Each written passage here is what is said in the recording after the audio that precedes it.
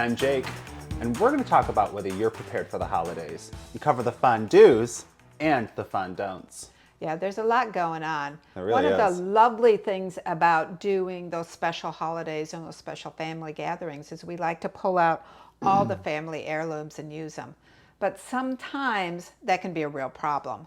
So you need to make sure that whatever you're using is actually food grade. Should you actually put cocktail sauce on Yeah. there? Those kinds of situations. Because we have had that happen to us where We have. you had a beautiful boards done, but you put it on a silver platter, and then that became a real issue. Yep, turns that tarnish real Right, quick, and doesn't it? turns the meat green, so that's Yeah. never a good thing. So lots of lovely things that I have pulled out of my cabinets that are hand-me-downs, great grandma sorts of things. So it really is, what are we going to use? Yeah. Speaking of fun do's and fun don'ts, look at this thing. This thing's amazing. That thing's way older than I am. She's beautiful. But Yeah. I'm not sure what this is made out of. Do you have any idea? I really don't. I don't believe that that's actual silver. Look, it feels really light. Yeah. Might be zinc or something. What I'm concerned about more is the actual bowl too, Yeah. because I don't actually know. It's a stoneware of some kind, but what would I put in it, right? If I put something acidic in there, is it going to leach out? Right. What's in the glaze? Yeah. The paint. And this has the candle that keeps it hot, which is kind of a fun thing to be able to use. But I know I can't put this in the oven or it will shatter. So Right. that can be a real problem too. This is a lovely little, actually was a wedding present, which is so lovely. But again, I would love to use this for nuts or something like Yeah. that. But with all the tarnish, of course, it's kind of ugly at this point in time. Well, and even if you polished it up, as soon as you put something acidic in there, it could go really fast. Right. Yeah. So you want to be careful about what you're actually going to put in here. Right. Nuts Something or that's candy wrapped. might be okay. Yeah, like a wrapped Yeah. candy. Yeah. That'd be nice. That would be very pretty. Yeah. Of course. And this one's cool too. Is this pewter? Yes. Looks like pewter to me. Yeah. It's very heavy. But pewter, I mean, that leaches too, correct? Yeah. So, The couldn't use this either. The deal with pewter, obviously acidic goes in there, but hot on there, it also produces a gas, and neither one of those are things you want for your food. I love to use all the pretty bowls, and a lot of us pick up these bowls all the time, and then we're going to use it for tomato salad or Right. one of those fun things, but should you? one, it's painted, so it's very misleading, but it could totally have lead in it, right? I mean, and then you're worried about leaching lead into your food. Yeah. Lead's no bueno. It really is one of those, take a look at it, is Yeah. it really for food? And be confident about what it's made out of. Because if you're not sure, the risk is there. Right. Yeah. This Yeah. one's beautiful. I would love to turn this into a shrimp cocktail dish. But knowing that it's not really a food contact surface, I think it'd probably be best if we didn't. The center part's beautiful and glass, so I'm sure that's safe. Right. But the outside, you'd have to have little cups or something in like a muffin tin or something that's going to be a barrier between the platter and the food. And then there's this one, this Mm-hmm. I copper bowl. love this. Isn't it so cool? Finding copper bowls now is very difficult. Yeah. And they used to use them all the time for whipping up the egg whites, Right, right? Copper right. is really good for that.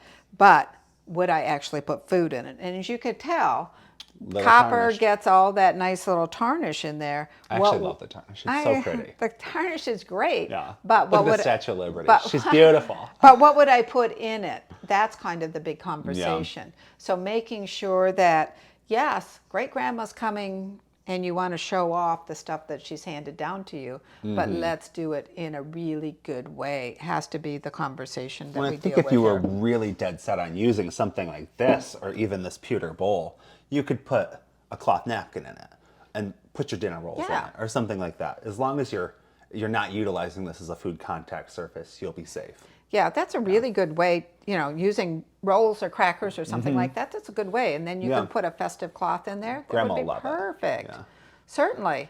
So, Fun don'ts, right? yeah, decorating your table is lovely, but making sure you do it Yeah. safe is always the conversation. Absolutely. Well, Jake, I've got the table ready to go. Appetizers, everything's ready to go. What do you think? I think it looks great. I'm really loving your Persilla. That's not her name. Persilla. Stop it. Centerpiece. I know. Here's the big problem with cats and dogs. especially cats. Cats. If you preset your table, you may have, and I have had this number of times, where you've got the extra little something going on with your food, Yeah. right? Well, and with kitty litter boxes. I'm gonna get Yeah, well, and they get up on counters and lick the butter and all kinds of different things. So being safe with pets is a big conversation. Absolutely. Setting out appetizers, it's a great way to go, but How long have they been out? I know, that's the thing. A lot of times we set out those appetizers at 10 o'clock in the morning and then you're eating at 4 or 5 o'clock in the afternoon. Yeah. And you're leaving things like shrimp and especially sushi Yeah. out for that long of a period of time. And then you wonder why all your family gets sick. I think a great way is to pull things out in kind of a sequential order, right? So that you're pulling things out as you need them, rather than just setting it out and having everybody graze throughout the day and abusing that time and temperature Yeah. that really makes the risk of eating something like shrimp or sushi risky. Well, doing it in small batches too. Yeah. Stoneware like that can be cooled before you put it in there, which helps keep that temperature control. Right. But doing a small batch, if you've got 20 people coming for a meal, right? We like to set everything out in the first place because it looks like we have lots of food, so help yourself. But in the long run, that can really be an issue. And when I'm going to bring out something fresh, like my ranch dressing, Yeah. I'm going to bring out a fresh container, not pour some ranch in there. Because Right. again, that's a time and temperature sort of a situation. Don't pour the new on the old because then Right. you're going to run into some serious issues.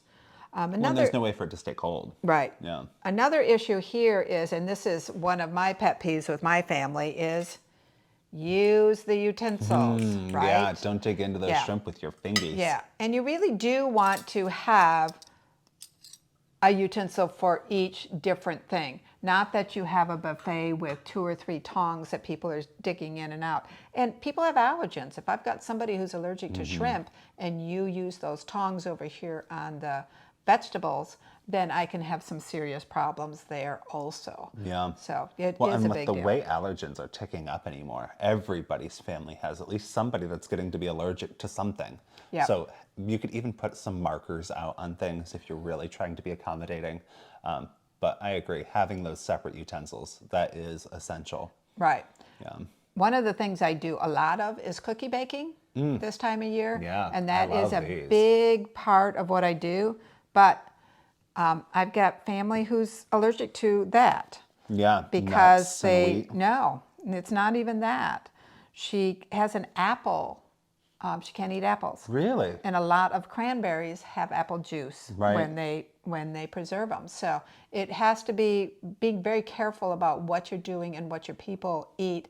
And when you're giving people cookies, making sure that those allergens are labeled Absolutely. on there. If you put peanuts in it or walnuts or whatever. A lot of family gatherings, we set the table ahead of time. We always get the kids involved. We like everything to look beautiful.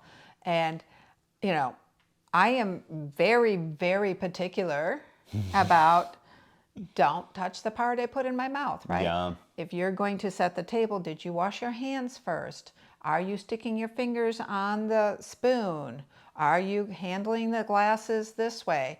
To just have those basic conversations. And it's hard, especially because you really want your little ones to help Absolutely. and learn how to set a table, but making sure that they've actually washed their hands first so that great grandma doesn't pick up some nasty little bug that your 3-year-old is carrying around. That really is a big concern for these family gatherings that we're doing, is keeping them safe. And it can be quite a bit just to get family trained Yeah. on how to do stuff. That's really what it is with kids, right? I mean, you want them to do it every year. So if you can train them now, hopefully next year or at the next holiday, they'll have a little bit better Yeah. understanding of how to handle it. And we might need to train the cat too, Yeah. or lock them in a room so they're not in there. Or like we've all had those things where the dog ate the pumpkin pie, making sure that that sort of thing doesn't happen is an issue, right? Did you find the ham on the floor and the dog was licking it? Then what happens? Yeah. Yeah. So keep your food safe. I'm Laura. And I'm Jake. My oh my, we're ready for the holidays. We are.